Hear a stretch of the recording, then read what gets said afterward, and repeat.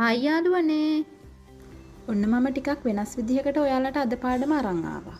මම ලෑස්ති කළා පළතුරු පිඟාන.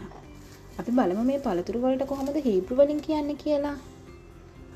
මේ තියෙන්නේ ඇපල්, තපුවක්, පෙයාස්,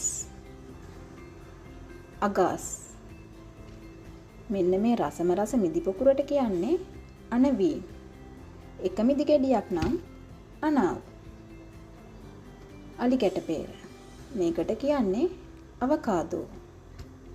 මෙන්න මේ පැණි කොමඩු වලට කියන්නේ අවතියක්. අපි ආයෙත් බලමු. තපුවක්, අගස්, අවකාදෝ, අනවීම්, අවතියක්.